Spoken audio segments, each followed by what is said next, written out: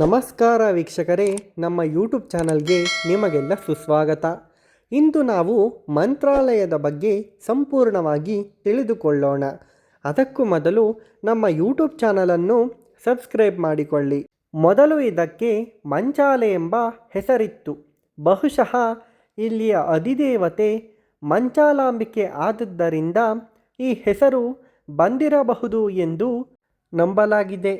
ಈ ಪ್ರದೇಶ ಹಿಂದೆ ಹಿರಣ್ಯಕಶಿಪುವಿನ ರಾಜ್ಯವಾಗಿತ್ತು ಎಂದು ಇಲ್ಲಿರುವ ಮಂಚಾಲಾಂಬಿಕೆಯು ಆತನ ಕುಲದೇವತೆಯಾಗಿದ್ದಳು ಎಂದು ಪ್ರಹ್ಲಾದ ಇಲ್ಲಿ ತನ್ನ ಕುಲದೇವತೆಯನ್ನು ಪೂಜಿಸುತ್ತಾ ಯಜ್ಞ ನಡೆಸುತ್ತಿದ್ದನೆಂದು ಹೇಳಲಾಗುತ್ತದೆ. ದ್ವಾಪರ ಯುಗದಲ್ಲಿ ಪಾಂಡವರು ಅಶ್ವಮೇಧ ಯಾಗ ಮಾಡುತ್ತಿರುವಾಗ ಚೈತ್ರಯಾತ್ರೆ ಸಮಯದಲ್ಲಿ ಅರ್ಜುನನಿಗೂ ಅನುಸಾಲ್ವನಿಗೂ ಇದೇ ಸ್ಥಳದಲ್ಲಿ ಯುದ್ಧ ನಡೆಯುತ್ತೆಂದು ಆಗ ಅನುಸಾಲ್ವನ ರಥ ಪ್ರಹ್ಲಾದನು ಯಜ್ಞ ಮಾಡಿದ ಸ್ಥಳದಲ್ಲಿದ್ದುದರಿಂದ ಈತನನ್ನು ಸೋಲಿಸುವುದು ಅರ್ಜುನನಿಗೆ ಕಷ್ಟವಾಗಿ ಕೃಷ್ಣನ ಸೂಚನೆಯಂತೆ ಅರ್ಜುನ ರಥವನ್ನು ಹಿಂದಕ್ಕೆ ಸರಿಸಿದಾಗ ಅನುಸಾಲ್ವನ ರಥ ಮುಂದೆ ಬಂದು ಈತ ಸೋತು ಹೋದನೆಂದು ಹೇಳಲಾಗಿದೆ.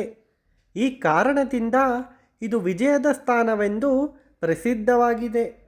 ಇಲ್ಲಿ ರಾಘವೇಂದ್ರ ಸ್ವಾಮಿಗಳ ಮಠ ಹಾಗೂ ಬೃಂದಾವನವಿದೆ. ರಾಘವೇಂದ್ರ ಗುರುಸಾರ್ವಭೌಮರು ಮಧ್ವಮತ ಸಂಪ್ರದಾಯವನ್ನು ಅವಲಂಬಿಸಿ ಸಶರೀರರಾಗಿ ಇಲ್ಲಿ ಬೃಂದಾವನಸ್ಥರಾದರು. ಕ್ರಿಸ್ತ ಶಕ 1671 ಶ್ರಾವಣ ಬಹುಳ ಬಿದಿಗೆ ಗುರುವಾರ ಎನ್ನಲಾಗಿದೆ. ಇವರನ್ನು ಗುರು ಸಾರ್ವಭೌಮರು, ರಾಯರು, ಮಂತ್ರಾಲಯದ ಪ್ರಭುಗಳು ಎಂದು ಕರೆಯುತ್ತಾರೆ. ರಾಯರ ಬೃಂದಾವನದ ಎಡಗಡೆ ವಾದೀಂದ್ರರ ಬೃಂದಾವನವಿದೆ. ಮಠದ ಆವರಣದಲ್ಲಿ ಸುಧರ್ಮೇಂದ್ರ ತೀರ್ಥಸ್ವಾಮಿಗಳ ಮತ್ತು ಸುರಿತೀಂದ್ರ ತೀರ್ಥಸ್ವಾಮಿಗಳ ಬೃಂದಾವನಗಳು ಇವೆ. ರಾಘವೇಂದ್ರ ಸ್ವಾಮಿಗಳ ಬೃಂದಾವನದ ಎದುರಿಗೆ ವಾಯುದೇವರ ವಿಗ್ರಹವಿದೆ. ಮಠದ ಹೊರಗಡೆ ಎಡಭಾಗದಲ್ಲಿ ಮಂಚಾಲಾಂಬಿಕೆಯ ದೇವಸ್ಥಾನವಿದೆ.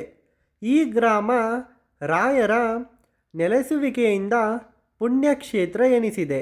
ಇಲ್ಲಿಗೆ ಸಹಸ್ರಾರು ಯಾತ್ರಿಕರು ಬರುತ್ತಾರೆ.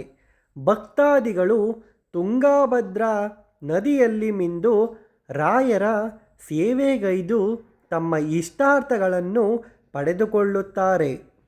ನೋಡಿದರಲ್ಲ ವೀಕ್ಷಕರೇ, ಮಂತ್ರಾಲಯದ ಶ್ರೀ ರಾಘವೇಂದ್ರ ಸ್ವಾಮಿಗಳ ಚರಿತ್ರೆಯ ಬಗ್ಗೆ. ಈ ವಿಡಿಯೋ ಇಷ್ಟವಾದಲ್ಲಿ ನಮ್ಮ ಯೂಟ್ಯೂಬ್ ಚಾನಲನ್ನು ಸಬ್ಸ್ಕ್ರೈಬ್ ಮಾಡಿಕೊಳ್ಳಿ. ಹಾಗೆಯೇ ಈ ವಿಡಿಯೋಗೆ ಒಂದು ಲೈಕ್ ಮಾಡಿ ಮತ್ತು ಈ ವಿಡಿಯೋವನ್ನು ಶೇರ್ ಮಾಡುವ ಮೂಲಕ ನಿಮ್ಮ ಸ್ನೇಹಿತರೊಂದಿಗೆ ಹಂಚಿಕೊಳ್ಳಿ. ವಿಡಿಯೋ ನೋಡಿದ್ದಕ್ಕಾಗಿ ಧನ್ಯವಾದಗಳು. Thanks for watching.